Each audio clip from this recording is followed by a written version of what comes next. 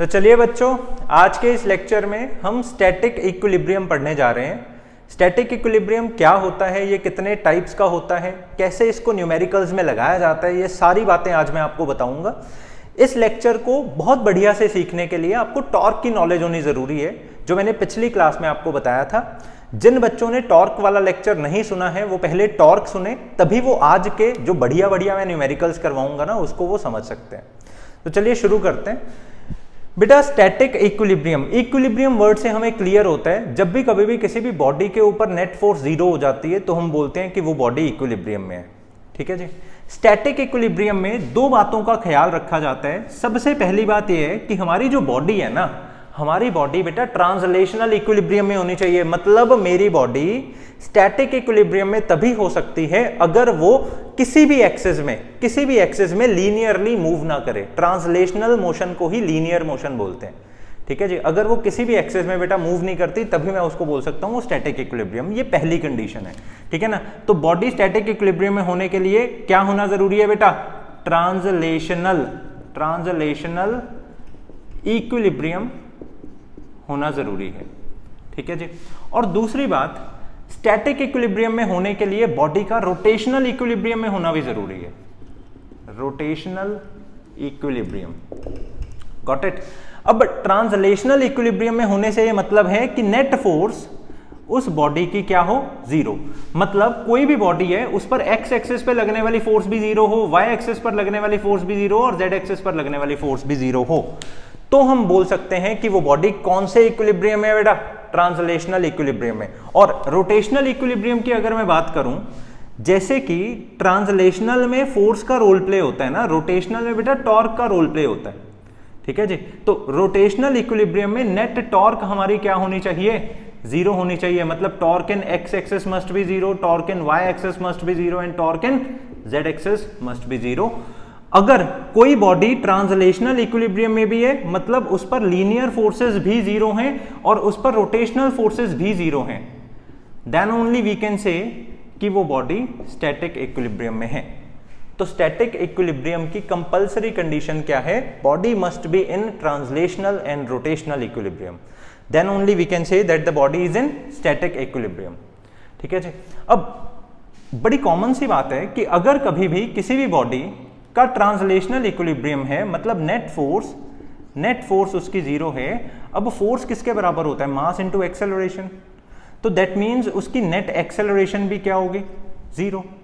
ठीक है जी।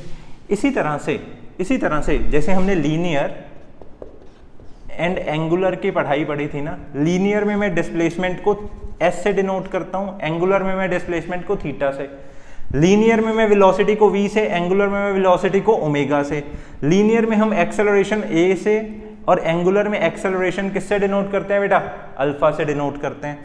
तो अगर ट्रांसलेशनल इक्विलिब्रियम में नेट फोर्स जीरो है तो नेट एक्सेलरेशन जीरो है। तो रोटेशनल इक्विलिब्रियम में नेट टॉर्क अगर जीरो है तो नेट एक्सेलरेशन कौन सी एक्सेलरेशन बेटा? एंगुलर एक्सेलरेशन भी क्या होगी? जीरो होगी। ठीक है ना। ये कुछ बातें हैं जो आपको ध्यान में रखनी है। अब अगर एक्सेलरेशन ही नहीं हो रही है तो मतलब वेलोसिटी क्या होगी? जीरो होगी या कांस्टेंट? भाई साहब कांस्टेंट होगी। ठीक है ना। एक्सेलरेशन जीरो होने का क्या मतलब है? कि वेलोसिटी बढ़ नहीं रही है। इसी तरह से अगर एंगुलर एक्सेलरेशन भी जीरो है तो एंगुलर वेलोसिटी भी नेट कितनी होगी? जीरो नहीं, कांस्टेंट। ठीक है जी। तो ये ज्ञान है कुछ ट्रांसलेशनल इक्विलिब्रियम का एंड रोटेशनल इक्विलिब्रियम का। ठीक है। हाँ, ये कंडीशन कंपल्सरी है for body to be in static equilibrium, it must be in translational and rotational equilibrium. ठीक है जी। इस बात को बस अपने ध्यान में रखना। ठीक है। ओके। तो लीनियर में डिस्प्लेसमेंट s होती थी, एंगुलर में डिस्प्लेसमेंट थीटा होती थी, लीनियर में v होती थी, एंगुलर में ओमेगा होती थी, लीनियर में a होती थी, एंगुलर में अल्फा होती थी। और लीनियर में हम फोर्स को f बोलते थे, एंगुलर में हम फोर्स को क्या बोलते हैं बेटा? टॉर्क बोलते हैं। ठीक है जी। और अगली क्लास में इस चीज को मैं डिटेल में पढ़ाऊंगा। लीनियर में फोर्स को हम मास इनटू एक्सेलरेशन बोलते हैं ना, एंगुलर में मास की जगह कौन ले लेते हैं, मास की जगह मोमेंट ऑफ इनर्शिया ले लेते हैं, और एक्सेलरेशन की जगह कौन ले लेते हैं, एंगुलर एक्सेलरेशन। ठीक है जी, इनके हमने भाई साहब रिलेशंस भी पढ़े थे। क्या रिलेशन था, क्या रिलेशन था बेटा, S is equal to R theta एक रिलेशन था, है ना, लीनियर डिस्प्लेसमेंट और एंगुलर डिस्प्लेसमेंट में। लीनियर वेलोसिटी और एंगुलर में क्या था, V is equal to R omega का एक रिलेशन था। लीनियर एक्सेलरेशन एंगुलर एक्सेलरेशन में क्या था, A is equal to R alpha का रिलेशन। ठीक है जी, ये सारी बातें हैं जो बहुत इंपॉर्टेंट है, जो सबके दिमागों में स्टोर हो जानी चाहिए जिन्होंने मेरी पिछली क्लासेस सुनी है। ठीक है, तो बेटा ये टॉपिक हो गया हमारा।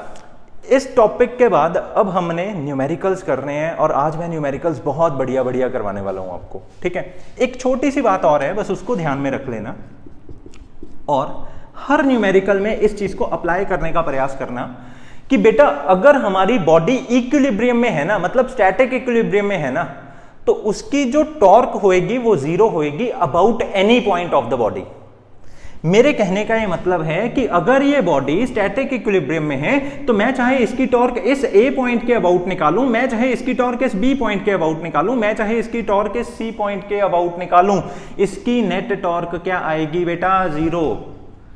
तो ये बात सबको याद होनी चाहिए। न्यूमेरिकल्स करते समय हमें कंफ्यूज नहीं होना है कि इसके अबाउट लिया क्या उसके अबाउट लेने पे वो जीरो आएगा। बेटा पक्का आएगा अगर वो स्टैटिक इक्विलिब्रियम में। अगर क्वेश्चन में बोल दिया ना स्टैटिक इक्विलिब्रियम, तो आप किसी भी पॉइंट को चूज करके उसकी टॉर्क कैलकुलेट करो और आप उसको जीरो के बराबर रख सकते हो। मैं अभी बताऊंगा 2 मिनट के बाद न्यूमेरिकल्स में, तो अभी आप नोट बनाकर लिख लो, torque about any point of the body is zero in rotational equilibrium. मतलब रोटेशनल इक्विलिब्रियम में टॉर्क जीरो होती है ना, तो रोटेशनल इक्विलिब्रियम में torque about any point of the body क्या होनी चाहिए, जीरो। तो चलिए बेटा स्वागत करते हैं हम न्यूमेरिकल्स का। पहला न्यूमेरिकल आ रहा है, बहुत इंपॉर्टेंट न्यूमेरिकल है ये, बहुत बारी पेपर्स में देखने को मिलते हैं। इस न्यूमेरिकल को मैं जितने तरीके हो सकते हैं ना सभी तरीकों से आपको समझा दूंगा। ये एकमात्र ऐसा न्यूमेरिकल है जिसको अगर कोई बच्चा मन से समझ लेना तो उसको पूरा स्टैटिक इक्विलिब्रियम का वर्ड समझ में आ जाता है। ठीक है जी, ओके। तो क्वेश्चन हमें ऐसा कहते हैं, हमारे पास में एक रॉड है, ठीक है, सबने अपनी अपनी बुक्स में देखा होगा ये। इस रॉड को हमने इस तरह से हैंग किया है 2 स्ट्रिंग्स से। ये स्ट्रिंग्स इनएक्सटेंसिबल स्ट्रिंग्स हैं, ठीक है जी। दोनों स्ट्रिंग्स की ही बेटा लेंथ क्या है, एकदम सेम है, दोनों ही यूनिफॉर्म मास डिस्ट्रीब्यूशन से बनी हुई स्ट्रिंग्स हैं, ठीक है ना, ओके। अब ये जो रॉड है, मान लिया जाए बेटा इस रॉड की जो लेंथ है वो L है, और इस रॉड का जो मास है, इस रॉड का जो बेटा मास है वो है 10 kg, और इस रॉड की जो L लेंथ है, इस L लेंथ को हम कोई वैल्यू दे देते हैं। लेट अस सपोज मैंने इसको वैल्यू दे दी 100 सेंटीमीटर, ठीक है ना, हम न्यूमेरिकली सॉल्व कर लेते हैं। ओके, इसको मैंने 100 सेंटीमीटर की वैल्यू दे दी, मतलब इसका सेंटर कुछ यहाँ पे लाई करेगा। उन्होंने कहा कि इसके सेंटर से जस्ट 10 सेंटीमीटर पीछे एक मास है, ठीक है जी। मतलब यहाँ से लेकर यहाँ तक का डिस्टेंस क्या है, 10 सेंटीमीटर, मतलब यहाँ से लेकर यहाँ तक का डिस्टेंस क्या है, 40 सेंटीमीटर, एक मास है, ठीक है जी, ओके।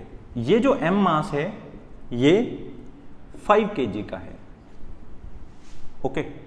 अब हमसे उन्होंने पूछा कि ये सिस्टम अगर इक्विलिब्रियम में है, अगर ये सिस्टम इक्विलिब्रियम में है तो पता करके बताओ कि इन रस्सियों के ऊपर टेंशन्स कितनी कितनी होंगी। बहुत ही बढ़िया सवाल है बेटा। मान लो ये टेंशन T1 है, ये टेंशन T2 है।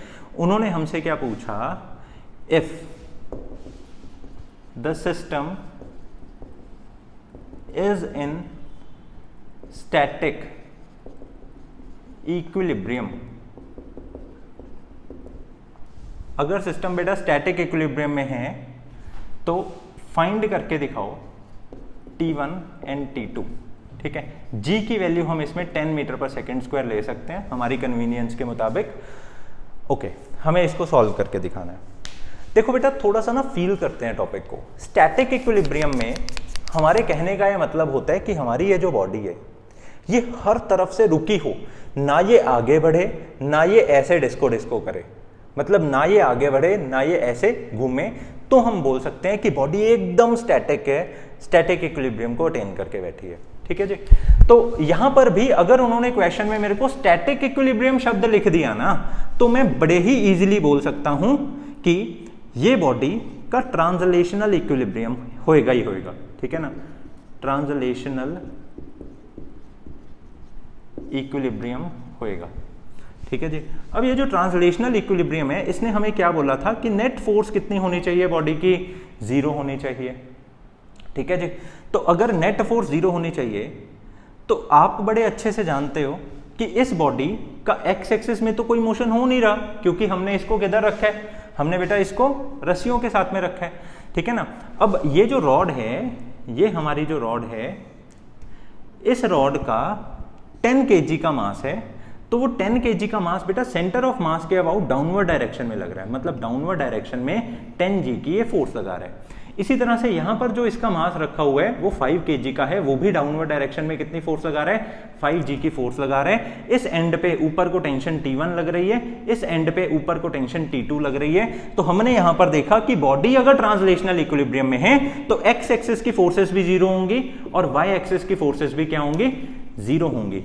और हमने ये देख लिया कि एक्स एक्सिस की फोर्सेस, क्योंकि इसकी 0 है, क्योंकि इसकी बेटा एक्स एक्सिस की फोर्सेस 0 है ऑलरेडी, मतलब मूव ही नहीं कर रहा वो एक्स एक्सिस में, तो वाई एक्सिस को हम बना देते हैं, मतलब डाउनवर्ड फोर्सेस जितनी लग रही हैं उसको बराबर रख देते हैं ना अपवर्ड फोर्सेस के। तो हमारा यहां पर क्या बनेगा कि T1 प्लस T2 जो अपवर्ड लगने वाली फोर्सेस हैं एंड डाउनवर्ड लगने वाली फोर्सेस क्या है, 10G प्लस 5G, वो आपस में इक्वल होनी चाहिए, तभी वाई एक्सिस की फोर्स क्या होगी, 0। तो एज अ रिजल्ट हमारे पास एक इक्वेशन बनी, T1 plus T2 is equal to 15 times G। G की वैल्यू अगर मैं 10 भर देता हूं तो T1 plus T2 is equal to 150।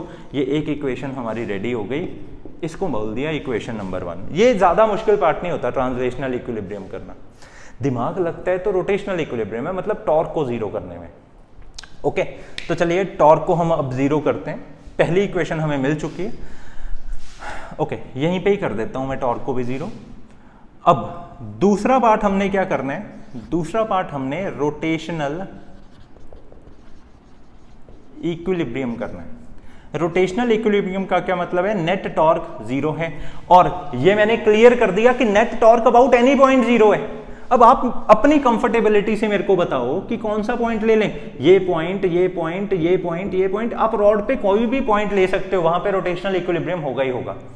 अब सभी बच्चों को ज्यादा पसंद वैसे ये वाला आता है, ठीक है, मैं पहले इससे करके दिखा देता हूं, फिर हम उससे भी कर लेंगे, प्रूव करके दिखाऊंगा मैं, सेम आता है रिजल्ट। ठीक है, ओके लेट अस सपोज ये वाला पॉइंट है मेरा एक तरह से इस रॉड के लिए सेंटर ऑफ मास का पॉइंट, सिर्फ रॉड के लिए, irrespective to this small mass 5G।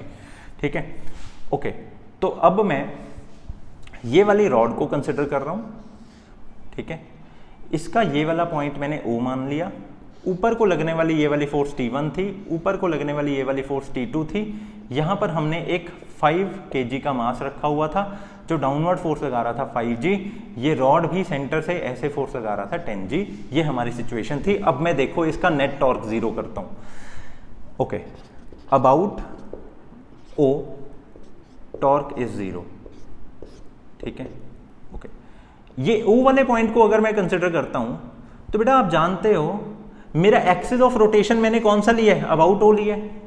तो अगर कभी भी हमारी फोर्स एक्सिस ऑफ रोटेशन को काट के जाती हो तो हमेशा उसके द्वारा प्रोड्यूस की जाने वाली टॉर्क 0 होती है। पिछले लेक्चर का बड़ा अहम पार्ट था, अगर कभी भी तुम्हारे एक्सिस ऑफ रोटेशन में से आपकी फोर्स क्रॉस करके जाती हो तो वो क्या होती है, 0 होती है। और वैसे भी हम बड़े अच्छे से जानते हैं कि हमारी टॉर्क का फॉर्मूला होता है R इंटू एफ, ठीक है जी, R इंटू एफ होता है हमारी टॉर्क का फॉर्मूला। तो अगर इसी के ही अबाउट हमने निकालना है तो इससे खुद का ही डिस्टेंस तो बेटा 0 होगा ठीक है ना। तो टॉर्क ऑफ 0 कितना होगा, टॉर्क एट O पॉइंट कितना होगा बेटा, 0 होगा। क्लियर हो गया। अब हम बाकी की टॉर्क्स निकालते हैं, ठीक है। अगर मैं T1 की टॉर्क की बात करूं तो T1 इसको कैसे घुमाने की कोशिश करेगा भाई साहब, ऐसे घुमाने की, ऐसे घुमाने की T1 कोशिश करेगा। और T1 से यहां तक का डिस्टेंस भी कितना है, अगर ये पूरी रॉड की लेंथ मैंने 100 सेंटीमीटर ली है तो यहां से सेंटर तक का डिस्टेंस हमारा कितना होने वाला है, 50 सेंटीमीटर। तो T1 इंटू 50, तो मैंने पहले को लिख दिया 50 इंटू T1, क्योंकि हमेशा डिस्टेंस आगे और फोर्स को पीछे रखना है, कोई फर्क नहीं पड़ता, वैसे ही आदत डाल लो खुद को, ठीक है। अब अगली बात मैं आपको ये बोल रहा हूं कि ये वाली जो फोर्स है T1 वाली, वो इसको कैसे घुमाना चाहती है बेटा, क्लॉकवाइज। और मैंने एकदम आपको क्लियर किया था, जो भी टॉर्क क्लॉकवाइज रोटेट करे वो नेगेटिव होगी, जो भी टॉर्क एंटी क्लॉकवाइज रोटेट करे वो क्या होगी, पॉजिटिव। पिछला लेक्चर बहुत इंपॉर्टेंट है, ठीक है ना। तो इसीलिए ये वाली टॉर्क इसको क्लॉकवाइज रोटेट कर रही है, तो we will consider it to be as negative, ठीक है जी। तो T1 का काम हो गया। अब नेट टॉर्क निकालनी है ना, मैंने सारी टॉर्क्स को अब सीधा ऐड ही कर देना है, ठीक है। ओके, इसकी टॉर्क तो बेटा 0 है। अब मैं 5G की बात करता हूं। 5G इसके अबाउट इसको ऐसे घुमाना चाहेगा, ऐसे घुमाना, मतलब ऐसे घुमाना चाहेगा ना 5G। तो इसी तरह से यहां तक का डिस्टेंस भी हमें मालूम है, वो कितना है 10, ठीक है। तो ऐसे में क्या करेंगे, 5G इंटू 10। अब ये कैसे घुमा रहे हैं, ये भी बेटा क्लॉकवाइज ही घुमा रहा है, 5G भी इसको क्लॉकवाइज ही घुमा रहे हैं, तो इसको भी क्या होना चाहिए, नेगेटिव होना चाहिए। Now let us talk about T2। अगर मैं T2 की बात करता हूं तो वो उसको ऐसे घुमा रहा है, T2 उसको ऐसे घुमा रहा है, और इसका सेंटर से डिस्टेंस भी कितना है 50, तो ये हमारा हो गया 50 इंटू T2, और ये इसको ऐसे घुमा रहा है, मतलब ये इसको, मतलब बेटा ये इसको एंटी क्लॉकवाइज घुमा रहा है, और एंटी क्लॉकवाइज वाली टॉर्क हमारी क्या होती है, हमेशा पॉजिटिव होती है। नाउ एज अ रिजल्ट ये टोटल टॉर्क तो हमारी क्या होनी चाहिए, नेट टॉर्क तो हमारी क्या होनी चाहिए बेटा, 0। तो इसी के कारण मैंने यहां पर लिखा कि 50 times T2 minus 50 times T1 is equal to, अगर मैं G की वैल्यू यहां 50 ही भरता हूं, ठीक है, तो 50 इंटू 10 इज 500, ये उधर जाकर क्या आ जाएगा, इक्वल टू 500।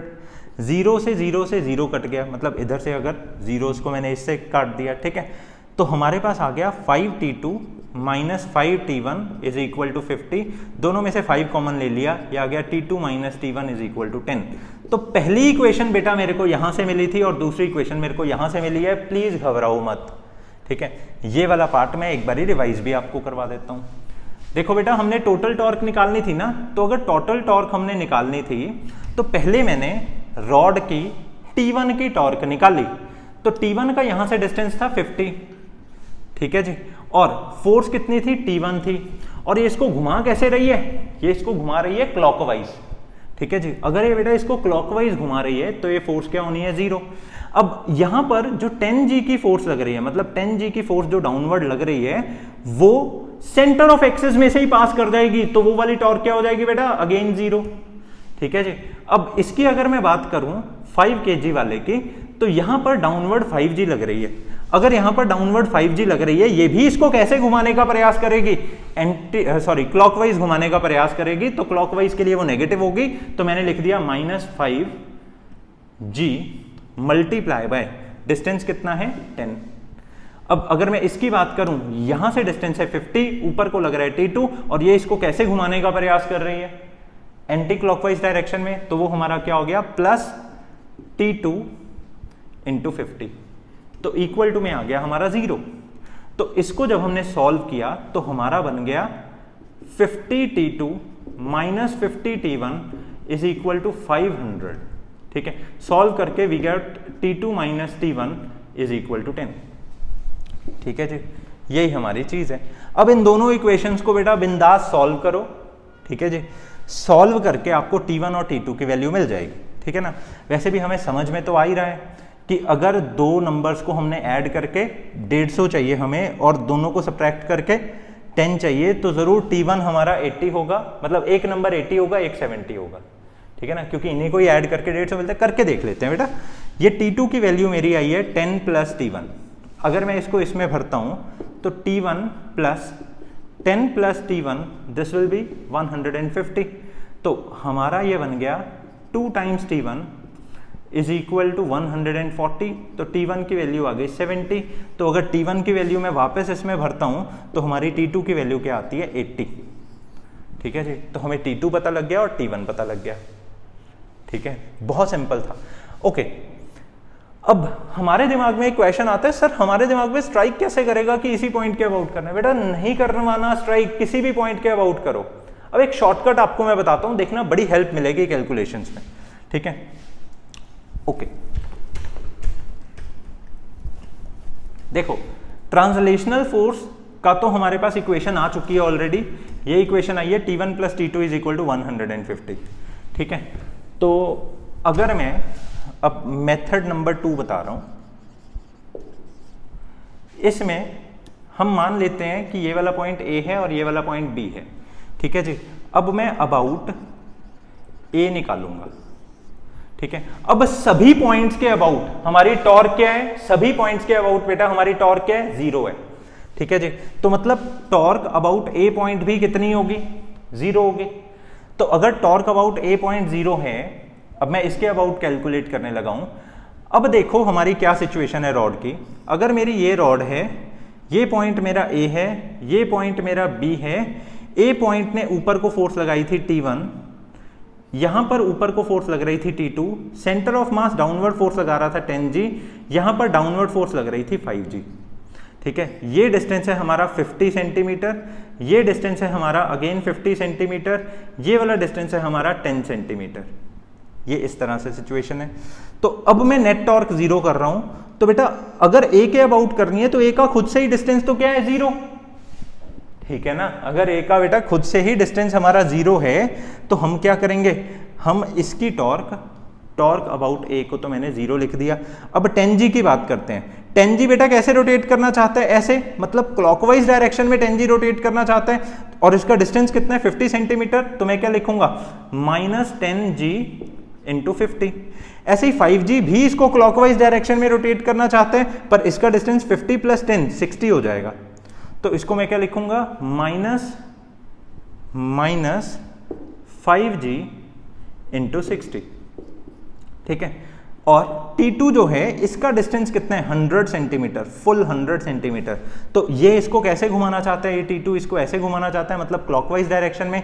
तो इसका क्या आ जाएगा, इसका आ जाएगा बेटा +T2 × 100। I hope so this is very clear, ठीक है। तो ऐसा करके हमारा इक्वल टू में 0 आ गया। अब हम इसको सॉल्व करते हैं। ये 50 × 10 × G, मतलब 50 को अगर 10 से करेंगे 500, और G की वैल्यू भी 10 रखेंगे तो 5000, ये आ गया -5000, ठीक है जी। अब नेक्स्ट 5 × 60 दैट इज 300 × 10, ये आ गया -3000, प्लस T2 × 100 इक्वल टू में आ गया 0। अब ये दोनों को मैं उधर भेज देता हूं, तो T2 × 100 इक्वल टू 5000 + 3000। 5000 + 3000 बेटा कितना हो जाएगा, कितना हो जाएगा, 8000। तो 2 जीरोस को ऐसे हमने कैंसिल कर दिया, तो T2 की वैल्यू क्या आ गई, 80, ठीक है। तो मैं जस्ट आपको ये सिखाना चाहता हूं कि इसमें हमने इक्वेशंस को सॉल्व ही नहीं किया। क्यों, क्योंकि जो मैंने पॉइंट लिया वो वाला पॉइंट बेटा खुद एक वेरिएबल था, उसको, उस वाले पॉइंट की फोर्स को हमने खुद निकालना था। तो अगर आप कभी भी स्टैटिक इक्विलिब्रियम के न्यूमेरिकल को करते समय वो पॉइंट को ही अबाउट मान लेते हो जिसके अबाउट आपने टॉर्क निकालनी है, तो आप देखोगे आपकी कैलकुलेशन सिंपल हो गई, आपका एक वेरिएबल हट ही गया, ठीक है ना। तो I hope so this is very clear. अब इसी तरह से आप बी पे भी निकाल सकते हो, है ना, निकाल सकते हो बी पे। चलो, तो अगर T2 की वैल्यू मेरी 80 आ गई, इसमें भरने के बाद हमारी T1 की वैल्यू कितनी आ जाएगी बेटा, 70 आ जाएगी, ठीक है जी। ओके, अब सिमिलरली हम A पे भी निकाल सकते हैं, ठीक है, सॉरी B पे, अबाउट B। अपने आप ट्राई करके देखो बेटा, 1 मिनट वीडियो को पॉज करके, अगर नहीं आया या फिर कंफर्म करने के लिए फिर सुनो मेरी बात, ठीक है। तो अब मैं करने जा रहा हूं B पे। B पे करने के लिए हमारी T1 वाली उसी एक्सिस में से ही पास कर रही है जिसके अबाउट मैंने निकालनी है, तो टॉर्क अबाउट B क्या हो जाएगी बेटा, 0। दूसरा हमें कौन मिला, ये 5G वाला मिला है, डाउनवर्ड कितनी लगा रहा है फोर्स, 5G, 5 kg वाला मास डाउनवर्ड 5G लगा रहा है, तो इसका डिस्टेंस 40 है। तो हमने क्या देखा, ये इसको कैसे घुमाना चाहेगा, मतलब इसके अबाउट ये इस पूरी रॉड को ऐसे ही घुमाना चाहेगा, मतलब ये दबाव जो इसका है इसके अबाउट ये इसको ऐसे ही घुमाना चाहेगा। तो ये वाली जो बनी ये तो एंटी क्लॉकवाइज बन गई। तो अगर ये एंटी क्लॉकवाइज बन गई +5g इंटू क्या हो जाएगा, इंटू 40। ठीक है जी। इसी तरह से ये वाली फोर्स 10g है और इसका डिस्टेंस कितना है 50। तो ये भी इसको कैसे घुमाना चाहेगा, एंटी क्लॉकवाइज। तो ये भी क्या हो गया +10g इंटू 50। ये ऊपर लग रहा है, ये इसको क्लॉकवाइज घुमाना चाहेगा। देखो ये क्लॉकवाइज है, ठीक है। ये बन गया -t1 इंटू क्लॉकवाइज घुमाना चाहेगा, डिस्टेंस है 100 इक्वल टू में टोटल टॉर्क तो कितनी होनी चाहिए बेटा, 0 होनी चाहिए। तो 40 का 5 गुना 200 इंटू जी प्लस 50 का 10 गुना 500 into G equal to T1 into 100। 2 zero से 2 जीरो से 2 जीरोस कैंसिल हो गई। तो as a result we have got 2 + 5 is 7g is equal to T1। बेटा मतलब 70 किसकी वैल्यू आ गई, T1 की वैल्यू आ गई। तो जब T2 के अबाउट मैंने निकाला तो T2 की वैल्यू आई थी, जब T1 के अबाउट मैंने निकाला तो T1 की value I. This is very simple. Sorry, T1 के अबाउट निकाला तो T2 की आई, T2 के अबाउट निकाला तो T1 की आई। क्योंकि जिसके अबाउट हम निकालते हैं वो खुद तो क्या हो जाता है, 0 हो जाता है। ठीक है ना। हाँ, अब ट्रांसलेशनल इक्विलिब्रियम हमारे बहुत काम आता है ऐसे केसेस में, क्योंकि T1 की वैल्यू तो इसने दे दी, हमें एक और इक्वेशन चाहिए होती है जिसमें इसको भर दें हम और दूसरी वैल्यू आ जाए। तो वो दूसरी इक्वेशन हमें किधर से मिलती है, ट्रांसलेशनल इक्विलिब्रियम से। आई होप सो ये न्यूमेरिकल आपको समझ में आ गया। इस न्यूमेरिकल में को समझने से आपका स्टैटिक इक्विलिब्रियम 90% कंफर्म हो जाता है। मतलब आप कर दोगे स्टैटिक इक्विलिब्रियम, बोर्ड लेवल का तो आप डेफिनेटली क्वेश्चन करके आओगे। अब आ जाती है अगली बात, ये थोड़ी सी स्टैंडर्ड की बात है, इसको भी हम सीखते हैं, न्यूमेरिकल की ही हेल्प से हम सीखेंगे। ठीक है, दूसरा न्यूमेरिकल आ रहा है बेटा।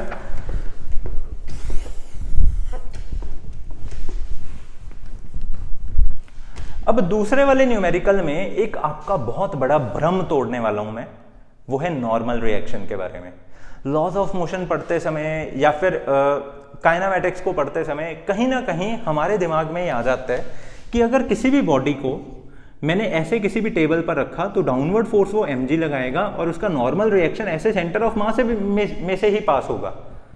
बेटा हो भी सकता है और नहीं भी हो सकता, ऐसा कोई पक्का रूल नहीं है कि नॉर्मल रिएक्शन हमेशा सेंटर ऑफ मास में से ही पास होगा। वो नॉर्मल रिएक्शन बेटा इधर भी हो सकता है, वो इधर भी हो सकता है। क्यों? क्योंकि नॉर्मल रिएक्शन ऑफर कौन करता है, फ्लोर करता है। मतलब अगर कोई भी बॉडी है, उस बॉडी को मैंने किसी फ्लोर पे रखा तो जो पार्टिकल्स कांटेक्ट में आए हैं ना फ्लोर के, वो नॉर्मल रिएक्शन प्रोवाइड करते हैं। तो वो सिर्फ सेंटर ऑफ मास के अबाउट ही नहीं करेंगे, वो किसी भी दूसरे एक्सिस में से भी पास कर सकते हैं। इस चीज को हम समझते हैं प्रैक्टिकली न्यूमेरिकल को देखते हुए। ओके बेटा, मान लिया जाए हमारे पास में एक क्वेश्चन है, ये कोई भी एक वॉल है, ठीक है, ये वॉल रफ वॉल है, मतलब फ्रिक्शन वाली वॉल है, ठीक है। इस वॉल के ऊपर एक ऐसे का एक मास है m मास, ठीक है जी। और ये m मास की सबसे खास बात यह है रेस्ट पे है, ठीक है ना। अगर रेस्ट वर्ड बोल दिया मतलब ये रुका हुआ है, और अगर रुका हुआ है मतलब ये इक्विलिब्रियम में है। कौन से इक्विलिब्रियम में? स्टैटिक इक्विलिब्रियम में है, ठीक है जी।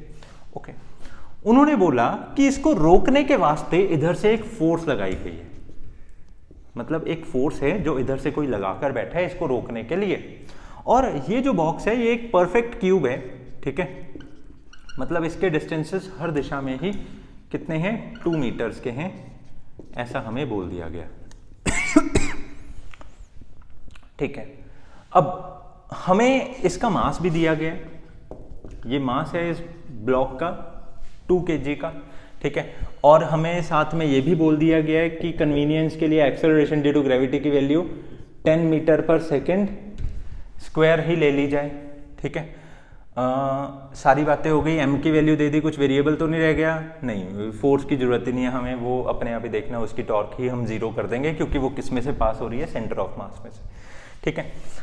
ठीक है, अब आपसे उन्होंने क्वेश्चन पूछा what is the torque about centre of mass produced by normal reaction. अब बड़ी सोचने वाली बात है कि अगर इसको ऐसे मैंने फोर्स लगाया तो जरूर इसको नॉर्मल रिएक्शन भी तो मिला होगा, तो बताओ कितनी टॉर्क सेंटर ऑफ मास के अबाउट क्रिएट की है उस नॉर्मल रिएक्शन ने।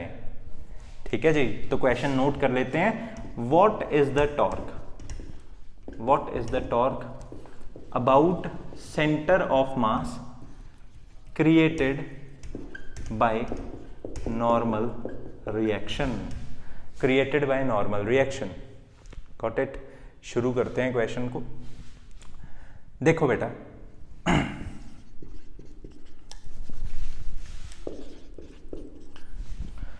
उन्होंने हमें नॉर्मल रिएक्शन की टॉर्क पूछी है, और नॉर्मल रिएक्शन के बारे में हम ये जानते हैं कि वो कभी सेंटर ऑफ मास में से पास कर सकता है और कभी सेंटर ऑफ मास में से नहीं भी कर सकता। ये एक नई चीज है। ओके, इसमें आप ऐसा मान लो पहले कि वो जैसे नॉर्मल रिएक्शन, अगर मैंने ऐसे फोर्स लगाई तो नॉर्मल रिएक्शन ऐसे होती है, वो ऐसे ही लग रही है। तो अगर ये बॉडी हमारी ट्रांसलेशनल इक्विलिब्रियम में है तो नेट फोर्स क्या होनी चाहिए इस पे? जीरो, लीनियर वाली। देखो ये बॉडी स्टैटिक इक्विलिब्रियम में है। स्टैटिक इक्विलिब्रियम तभी होता है जब ट्रांसलेशनल इक्विलिब्रियम हो और रोटेशनल इक्विलिब्रियम में हो। पहले मैं ट्रांसलेशनल इक्विलिब्रियम की बात कर रहा हूं, तो ट्रांसलेशनल इक्विलिब्रियम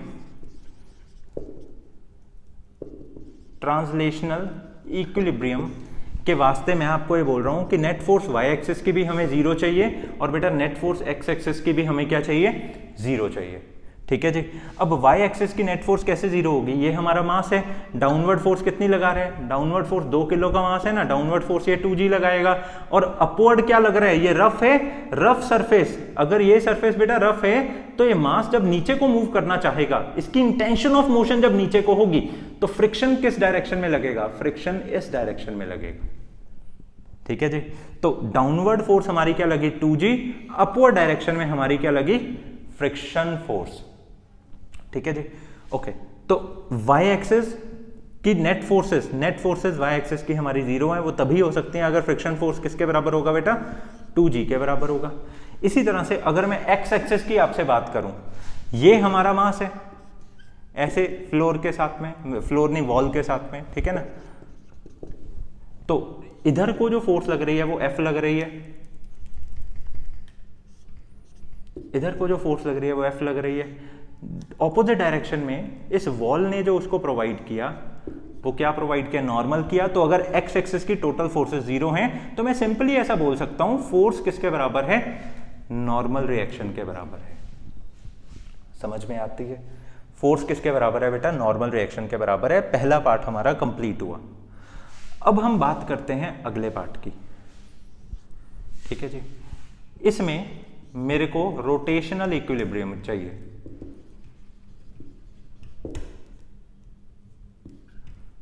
रोटेशनल इक्विलिब्रियम मेरे को अब चाहिए। रोटेशनल इक्विलिब्रियम तभी मिलती है जब नेट टॉर्क हमारी क्या हो? जब नेट टॉर्क बेटा हमारी जीरो हो। ठीक है। अब सिचुएशन समझो, ये हमारा ब्लॉक है, इस ब्लॉक पर इस डायरेक्शन में क्या लग रहा है? Frictional force. डाउनवर्ड डायरेक्शन में सेंटर ऑफ मास ने डाउनवर्ड डायरेक्शन में कितना लगाया? 2g। और इस डायरेक्शन में क्या लगा? नॉर्मल। ठीक है। इस डायरेक्शन में क्या लगा बेटा? नॉर्मल, सॉरी नॉर्मल नहीं, फोर्स। और इधर को क्या लग रहा है? नॉर्मल। नॉर्मल तो वो वॉल लगा रही है ना, उसकी मैं अभी बात करता हूं आपसे। ठीक है। नॉर्मल अभी कंफर्म नहीं है कि वो सेंटर ऑफ मास में से पास कर रहा है कहीं और से। ठीक है, वही तो आपको सिखाना है इसमें। अब एक बात देखो यहां पे कि मैं यहां पर रोटेशनल इक्विलिब्रियम कर रहा हूं, और मैंने आपको ये क्लियर किया कि वो रोटेशनल इक्विलिब्रियम आप किसी भी पॉइंट के अबाउट कर सकते हो।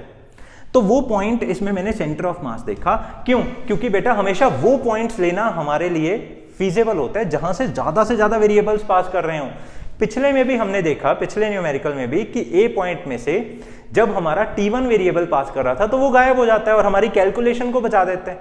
तो इसीलिए यहां मेरे लिए फायदेमंद क्या है? ये सेंटर वाला पार्ट, क्योंकि इसमें से दो वेरिएबल्स पास हो रहे हैं।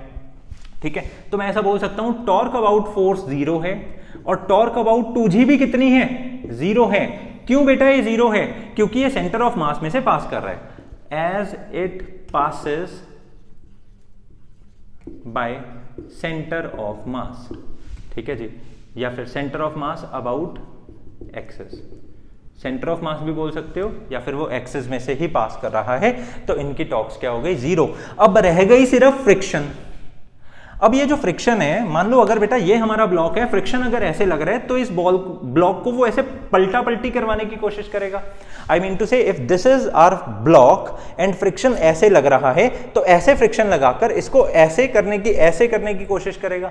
तो मतलब फ्रिक्शन इसको ये वाला रोटेशन देने की कोशिश करेगा, और ये वाला रोटेशन हमारा क्लॉकवाइज रोटेशन है।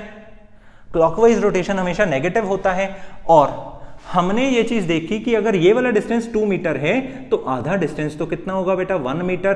तो फ्रिक्शन और 1 मीटर का टॉर्क कितना निकलेगा, मतलब ये वाला 1 मीटर है तो फ्रिक्शन और 1 मीटर का कितना निकलेगा F × 1, और ये क्लॉकवाइज है तो इसको मैंने नेगेटिव लिख दिया।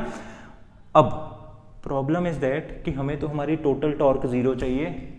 अब ये अगर अकेली चीज आ गई तो ये 0 कैसे होगी, ठीक है ना। किसी भी चीज को टोटल सम करके 0 करने के वास्ते बहुत जरूरी होता है कम से कम 2 चीजें हो, जिनमें से एक नेगेटिव हो एक पॉजिटिव हो। नेगेटिव वाली तो है मेरे पास, पॉजिटिव वाली गायब है, वो पॉजिटिव वाली नॉर्मल रिएक्शन होगी। अब सुनो, अगर मैंने नॉर्मल रिएक्शन को सेंटर ऑफ मास में से ही पास करवा दिया तो वो भी, उसकी भी टॉर्क क्या हो जाएगी 0। तो मतलब सिर्फ फ्रिक्शन फिर दोबारा ऐसे ही रह जाएगी। इस केस में हमारा नॉर्मल रिएक्शन सेंटर ऑफ मास में से पास नहीं कर रहा। बेटा बिठा लो ये बात अपने दिमाग में, हमारा नॉर्मल रिएक्शन सेंटर ऑफ मास में से पास नहीं कर रहा। ध्यान से देखो, ये हमारा ब्लॉक है, नॉर्मल रिएक्शन सेंटर ऑफ मास में से अभी तक हमारा पास करता था, पर इसमें हम नहीं ले रहे, ठीक है जी। अब ये मेरी फ्रिक्शन है, ठीक है। अब आप मेरे को बताओ नॉर्मल रिएक्शन किधर से पास करवाएं। अगर सेंटर ऑफ मास में से नहीं पास करवाना तो इधर से करवा सकते हैं या इधर से पास करवा सकते हैं। बेटा देखो, अगर मैंने इधर से पास करवा दिया ना तो ये भी इस ब्लॉक को ऐसे ही पलटाने की कोशिश करेगा, फ्रिक्शन भी ऐसे ही पलटाने की कोशिश करेगा। तो फ्रिक्शन का टॉर्क और इसका टॉर्क क्या हो जाएगा, ऐड हो जाएगा। हमें तो माइनस कर रहे हैं, तभी तो हम इसको 0 करना चाहते हैं। तो मैं चाहता हूं अगर फ्रिक्शन ने ऐसा टॉर्क क्रिएट किया तो नॉर्मल रिएक्शन मेरा ऐसा टॉर्क क्रिएट करे और फ्रिक्शन को काउंटर बैलेंस करके 0 कर दे। वंस अगेन बेटा ध्यान से देख लो, नॉर्मल रिएक्शन की ये वाली लोकेशन ठीक रहेगी या फिर नॉर्मल रिएक्शन की ये वाली लोकेशन ठीक रहेगी। तो मैं आपको कहता हूं ये वाली लोकेशन ठीक रहेगी। क्यों? क्योंकि ये अगर इसमें से मेरा नॉर्मल रिएक्शन पास किया ना तो फ्रिक्शन ऐसे टॉर्क क्रिएट कर रहे हैं, ये नॉर्मल रिएक्शन मेरा ऐसे को टॉर्क क्रिएट करेगा और टोटल टॉर्क हमारी क्या हो जाएगी 0। ठीक है, बड़ी इंपॉर्टेंट बात है। तो अब हमें पता लगा कि मेरा जो इसमें नॉर्मल रिएक्शन है, ठीक है, वो नॉर्मल रिएक्शन, वो बेटा नॉर्मल रिएक्शन इसमें से ऐसे पास कर रहा है, ठीक है। मान लो ये नॉर्मल रिएक्शन का डिस्टेंस कितना है, x है सेंटर ऑफ मास में से, मान लो x है सेंटर ऑफ मास में से। तो अब टोटल टॉर्क कितनी हो जाएगी, फ्रिक्शन की टॉर्क तो हो गई, फोर्स की टॉर्क हमारी 0 हो गई, ठीक है। डाउनवर्ड जो mg लग रहा था, उसकी भी टॉर्क हमारी क्या हो गई 0। नॉर्मल रिएक्शन ने टॉर्क कितनी क्रिएट की, नॉर्मल रिएक्शन बेटा ऐसे टॉर्क क्रिएट करेगा, मतलब एंटी क्लॉकवाइज टॉर्क क्रिएट करेगा। तो अगर वो एंटी क्लॉकवाइज टॉर्क क्रिएट करेगा, ये हो जाएगा positive normal reaction into x। और टोटल टॉर्क किसके बराबर होती है बेटा, 0 होती है। अब मैंने रख दिया तो मेरा nx किसके बराबर आ गया, फ्रिक्शन के बराबर आ गया।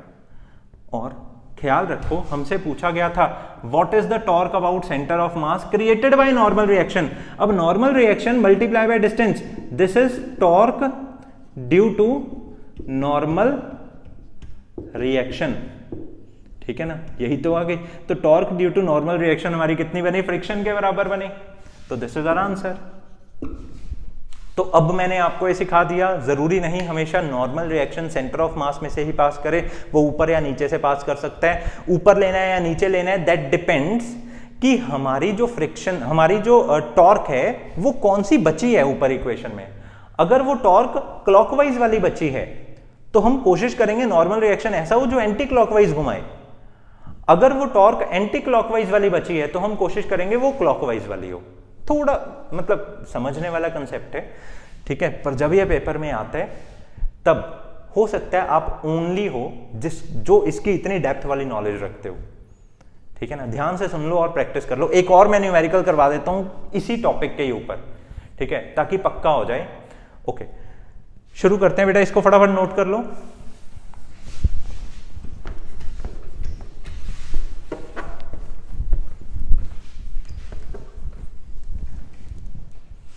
ओके, अब की बारी जो क्वेश्चन मैं आपको देने जा रहा हूं ये ऑलरेडी आया हुआ है जेई में, ठीक है। लेट अस सपोज हमारा ये एक रफ सरफेस है,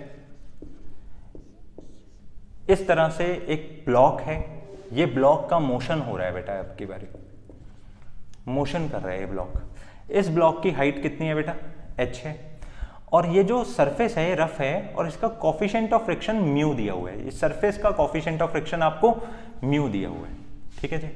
इन्होंने हमें बोला कि ये जो ब्लॉक है ये मूव कर रहा है, ब्लॉक मूव्स विदाउट टॉपलिंग, ठीक है जी।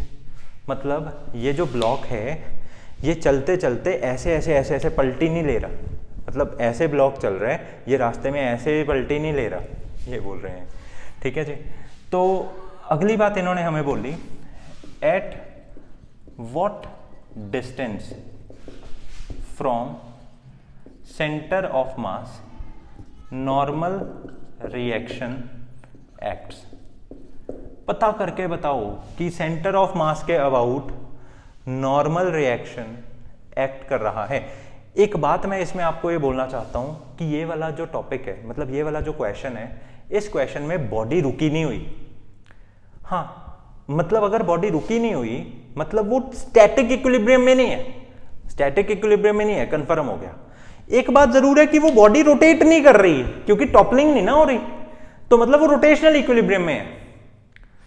मतलब अगर कोई बॉडी स्टैटिक इक्विलिब्रियम में नहीं है मतलब वो रोटेशनल इक्विलिब्रियम में हो सकती है या फिर ट्रांसलेशनल इक्विलिब्रियम में अलग अलग हो सकती है, ठीक है ना। मतलब कंफ्यूज होने वाली बात नहीं। उन्होंने बोला ना टॉपलिंग नहीं हो रही मतलब नो रोटेशन, मतलब रोटेशनल टॉर्क जीरो, सिंपल ये बोल रहा हूं मैं, ठीक है ना। तो at what distance from centre of mass normal reaction acts, ये उन्होंने हमसे पूछा और इसकी ऑप्शंस भी मैं आपको दे देता हूं। ए ऑप्शन है म्यू एच, बी ऑप्शन है mu H by 2, C option है mu H by 3, D option है बेटा म्यू एच बाई 4, ठीक है जी। ये हमारा क्वेश्चन है, बड़ा ही शानदार क्वेश्चन है, ठीक है। आप एकदम अब काबिल हो इस क्वेश्चन को करने के लिए, ठीक है ना। ओके,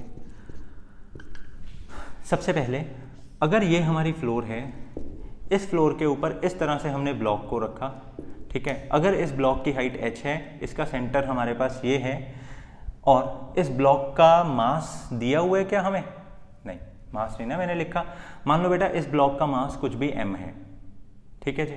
तो अगर इस ब्लॉक का मास m है तो डाउनवर्ड फोर्स वो कितनी लगाएगा? m इंटू जी की डाउनवर्ड फोर्स लगाएगा। अब ये वाला ब्लॉक इधर मूव कर रहा है तो फ्रिक्शन किधर लगेगी? ऑपोजिट लगेगी। तो अगर बेटा फ्रिक्शन ऑपोजिट लगेगी, फ्रिक्शन हमेशा किसके बराबर होती है? म्यू इंटू नॉर्मल रिएक्शन के बराबर होती है। कोई बात नहीं, फ्रिक्शन नॉर्मल रिएक्शन के बराबर है। अब as the block is not toppling, ठीक है जी, ये मैंने अपनी तरफ से इक्वेशन में ऐड कर दिया। As the block is not toppling, तो हम क्या बोलेंगे? Therefore it will be in rotational equilibrium. तो इसका मतलब ये है टॉर्क नेट कितनी होएगी? जीरो होएगी एट एनी पॉइंट। किसी भी पॉइंट पे बेटा टॉर्क नेट क्या होगी? जीरो होगी। अब मैंने किस पे चेक करना है? अबाउट सेंटर ऑफ मास। मैं इस सेंटर ऑफ मास पे चेक करता हूं। रीजन क्या है बेटा? सेंटर ऑफ मास में से एक वेरिएबल पास कर रहा है हमारा, ठीक है। mg की वैल्यू हमारी बड़ी इजीली ही जीरो हो जाएगी, ठीक है जी। ओके, तो मैं जानता हूं, अब मैंने अबाउट सेंटर ऑफ मास देखा तो टॉर्क अबाउट mg कितनी हो जाएगी? टॉर्क अबाउट mg जीरो हो जाएगी, ठीक है, because it passes through axis of rotation, ठीक है जी। क्योंकि वो एक्सिस ऑफ रोटेशन में से ही, जिसके अबाउट मैंने पता करना है ना, क्योंकि वो उसमें से ही पास कर रहा है, तो इसलिए टॉर्क कितनी हो जाएगी उसकी? जीरो। ओके, तो इसकी तो टॉर्क बेटा जीरो हो गई। अब फ्रिक्शन की अगर मैं बात करूं, फ्रिक्शन ऐसे लग के, मतलब अगर ये बॉडी ऐसे जा रही है, अगर ये बॉडी ऐसे जा रही है, फ्रिक्शन ऐसे लग के इसको ऐसे घुमाने की नहीं कोशिश करेगी, ठीक है जी। तो फ्रिक्शन इसको ऐसे घुमाने की कोशिश करेगी। तो अगर फ्रिक्शन इसको ऐसे घुमाने की कोशिश करेगी, ये तो हमारा क्लॉकवाइज मोशन होता है, और ये फ्रिक्शन का इससे ये फ्रिक्शन का इससे डिस्टेंस कितना है, अगर ये पूरी की पूरी बॉडी h हाइट की है तो आधा डिस्टेंस इसका क्या होगा h/2, ठीक है जी। तो अब फ्रिक्शन की टॉर्क कितनी हो जाएगी, वो क्लॉकवाइज है मतलब वो नेगेटिव होगी, और वो होगी कितनी, वो होगी friction multiply by h/2, friction multiply by h/2 इसके बराबर। और फ्रिक्शन को मैं बहुत ही कंफर्टेबली म्यू इंटू एन लिख सकता हूं, कोई प्रॉब्लम वाली बात नहीं, ठीक है। अब बात यह है कि टोटल टॉर्क तो हमें जीरो चाहिए थी, अकेली चीज को जीरो कैसे बनाऊं, मतलब कुछ तो होना चाहिए जो इसको क्या करे, पॉजिटिव करे, ठीक है, तभी माइनस वाली चीज प्लस होकर किसी के साथ में जीरो हो सकती है। तो अब मैं आपको कंफर्म करूंगा कि इस बॉडी का नॉर्मल रिएक्शन अगर मैं सेंटर में से लेता हूं तो उसने तो जीरो हो जाना है, तो मतलब फिर इसको बैलेंस करने वाला कोई नहीं हुआ, तो मतलब नॉर्मल रिएक्शन सेंटर ऑफ मास में से तो इसमें से भी नहीं पास कर रहा। तो अगर इसमें से मैं पास करवाता हूं तो ये भी फ्रिक्शन की सपोर्ट में इसको ऐसे ही घुमाना चाहेगा, तो फ्रिक्शन को तो कोई ऐसा चाहिए जो उसको अपोज करे, तभी वो टोटल जीरो हो सकता है, ठीक है ना। फ्रिक्शनल टॉर्क को कोई अपोज करने वाला चाहिए, तो मतलब ये भी निगलेक्ट हो गया। अब मेरा नॉर्मल कौन सा एक्सेप्ट होगा, ये मेरा नॉर्मल एक्सेप्ट होगा, क्योंकि सेंटर ऑफ मास के जो उधर नॉर्मल में लगाऊंगा ना, फ्रिक्शन अगर ऐसे घुमाना चाहता है तो वो वाला नॉर्मल ऐसे घुमाना चाहेगा। क्लियर हो गई मेरी बात। तो अब मैंने देखा कि ये मेरा नॉर्मल है, मान लो ये किसी भी x डिस्टेंस पे है, ठीक है जी, ये मेरा नॉर्मल इसको क्या करेगा, बैलेंस करेगा। तो मतलब ये होगा भी नॉर्मल कौन सी डायरेक्शन में, एंटी क्लॉकवाइज डायरेक्शन में, तो मैंने लिखा plus normal into x, plus normal into x, ठीक है। इक्वल टू में क्या हो जाएगा बेटा, इक्वल टू में ये जीरो हो जाएगा, तो नॉर्मल इंटू एक्स किसके बराबर हो जाएगा, प्लस म्यू एन h/2 के बराबर, n से कटा n, तो x की वैल्यू क्या आ गई, म्यू h/2। देख सकते हो बेटा, देख सकते हो, म्यू h/2, ये हमारा आंसर है। आई होप सो आपको बहुत अच्छे से समझ में आ गया। इसी के ही साथ में हमारा स्टैटिक इक्विलिब्रियम का टॉपिक खत्म होता है। बेफिक्र हो जाओ, इतने लेक्चर सीखने के बाद में आपको रोटेशनल का प्रॉपरली बेस समझ में आ गया हुआ है। अब आप कोई भी टाइप का क्वेश्चन कर सकते हो। अगले टॉपिक में, मतलब अगले लेक्चर में, मैं आपको मोमेंट ऑफ इनर्शिया के बारे में सिखाऊंगा, उसके हम अच्छे अच्छे सवाल बनाकर देखेंगे। शॉर्ट लेक्चर होगा अगला, ठीक है। इस लेक्चर की एक एक बात को आप सीखिए, ठीक है, स्लो करके सीखिए, दोबारा इसको रिवाइज कीजिए, कुछ भी दिमाग में से निकलना नहीं चाहिए। Thank you so much.